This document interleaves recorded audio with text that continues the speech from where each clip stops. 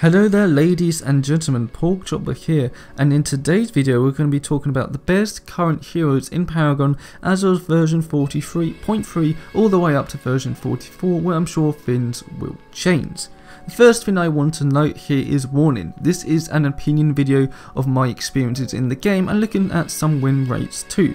Of course there's some heroes here you may not think are as good as other heroes, and that's perfectly fine. I'm up to hearing everyone's opinion on this, so please do leave your opinions down below in the comments and have a good discussion on this. It's not about seeing what heroes are just top tier, but more importantly why they are at that level. I will be doing different videos as this as well. I'm going to be looking at the worst current heroes, the best ones in the jungle, mid lane, you name it. So if you're interested in these kind of videos, I'll be making them all the way up to version 44, so do check all the videos out and subscribe to the channel. But without further ado, let's jump into it. At first, this is not in any official order, so the first one isn't better than the last one, just so I clear that up as well. But the first hero we're going to be talking about is Kwang. Even after the ups and downs he's had recently, especially with his nerfs, he still is really good. He has amazing utility with his terror being super strong, having a great lockdown duration, and now with the radius of it being increased, it's really easy to hit specific heroes, especially those backline carries or casters, and to jump on them doing crazy amounts of damage. He also has amazing sustain with his passive, especially early game in the jungle. This is great, so he doesn't have to worry about certain gems to help him survive in the jungle early game compared to say other junglers out there like say Severog or Grux. So that's really good for him. That's also great in the off lane as well.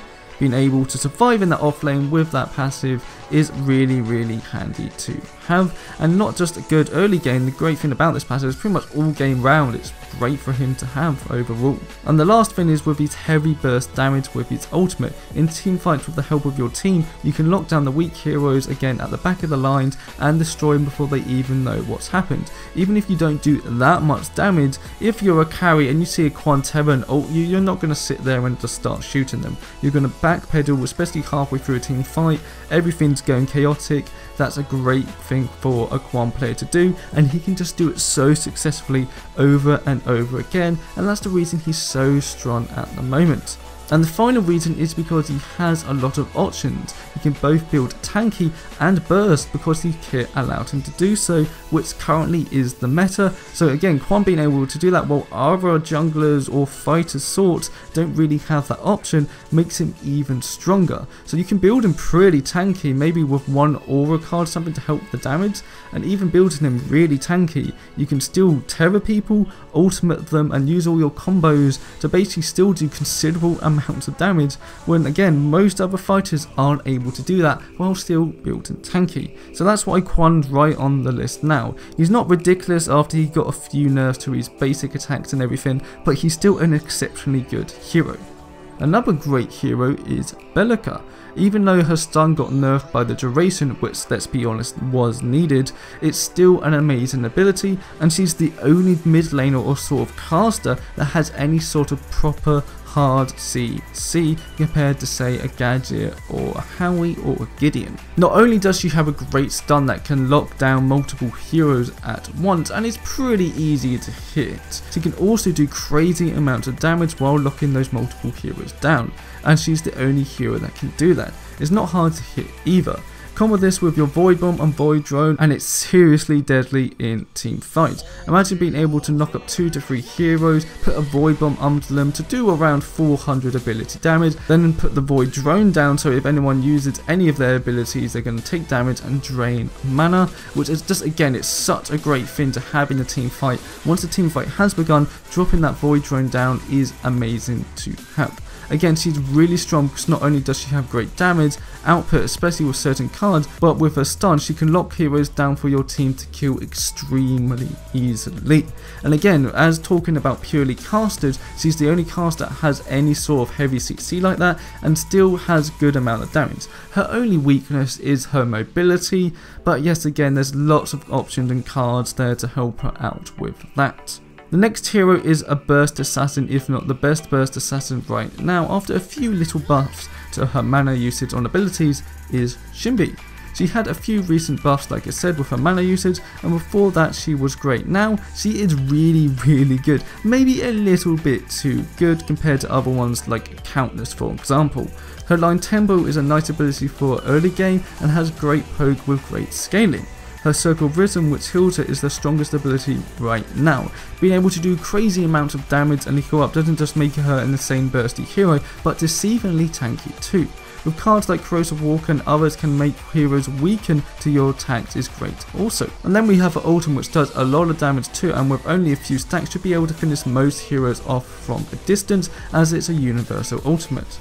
She has a nice escape with her dash, which you could also use to add wolf stacks onto an enemy if you want to fully commit to them. So basically with the scaling she does a lot of damage and can stick to you while healing, then walks away to ult you to your death. In my eyes, the best burst assassin type hero currently, and that's why she's on this list, because she's just a little bit above everyone else. Again, I'm not saying Countless is bad whatsoever, she's still a fantastic hero. I just think with Shinbi being able to heal and everything she sort of has to offer, I just prefer her in that way. And now we have another caster, and that of course is the one and only Iggy and Scorch. He's amazing at building any hero out of any lane and does great damage too. With cards that can add slows to his turret, and with his ult, which also does a slow, it becomes insanely deadly because enemies are going to be trapped in the ult for a lot longer than they think. He's an early game Billy that turns into a high damage zoning god mid to late game. Turrets become very hard to kill as the game progresses on and you level them up, and he can be played both in the off lane and mid lane with great effect, so giving him a lot of variety. But the unique thing about the caster Iggy and Scorch is he not can only be damage focused, but can rather have utility and tanky instead, giving him a lot more options than other casters to adapt to different games to help you win. That's why I think he's a lot better than certain casters, because he does give you more options. You can build him as a more tanky nuisance in the offlane, or other casters don't have that options, and that's the reason Belica was on this list too,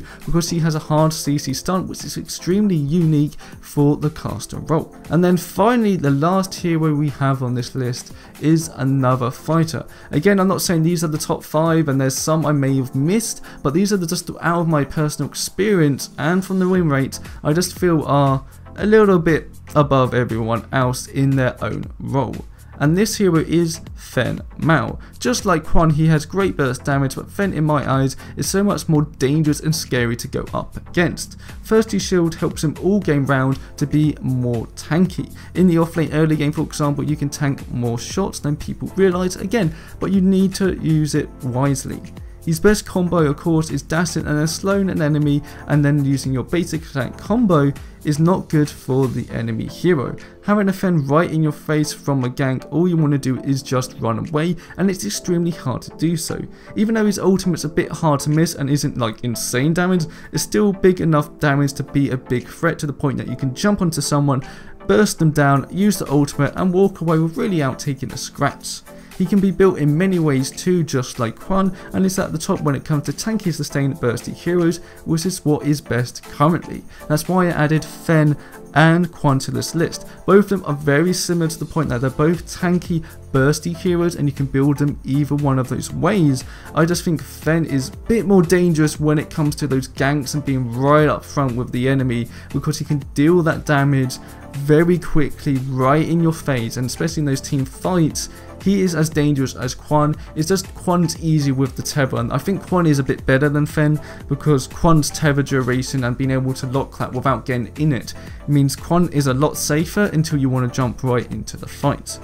Well, that about does it for today's video. Again, I would like to suggest again, these are just 5 heroes I think are really good in my opinion in their roles. Like the reason I didn't put like say a carry or support here, because I don't think any of them really stand out compared to the others, and that's something I'll get to when I talk about the best carry, supports, etc. for that.